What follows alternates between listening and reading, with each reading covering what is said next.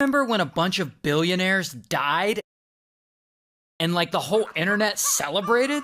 Well, it all starts with this guy. His name's Stockton, and Stockton is a pilot and an engineer, but what he really wants to do is explore the universe, like Captain Kirk on Star Trek. But one day in 2004, when he's 42 years old, he decides to do just that. Except he's gonna start specifically underwater. And so he starts renting private submarines to travel down into the deep. And he is shocked at how few submarine rentals there are out there. And so after a little research, he starts thinking, hey, I'll build a private submarine myself and I'll let people rent it from me. So in 2009, that's what he does. Stockton starts his own company, OceanGate. Hi, my name is Stockton Rush. I'm the CEO and founder of OceanGate. Then in 2016, he and OceanGate start taking tourists in a small submarine to tour underwater ruins from this Italian shipwreck. That's pretty cool. But that's apparently not enough for Stockton. He's thinking bigger. He wants to take tourists down to a destination that's really hard to get to. A destination that's gonna get his company a lot of buzz and attention.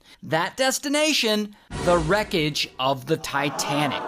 And so Stockton gets to work and he starts designing a submarine that can withstand the pressure of the ocean at 13,000 feet deep. And old school standard submarines, they're too expensive and way too big. And Stockton, he wants his to be cheap.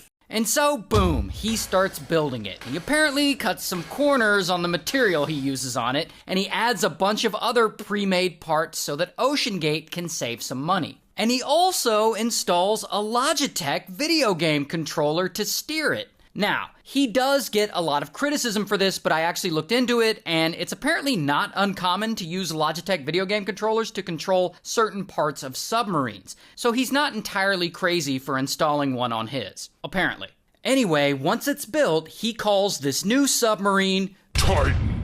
And it ends up being about the size of an SUV. And so Stockton tests the Titan without anyone inside to see if it can withstand the pressure, and actually, it holds up. And so it looks like his dreams are gonna come true. He's actually gonna get to explore the ruins of the Titanic.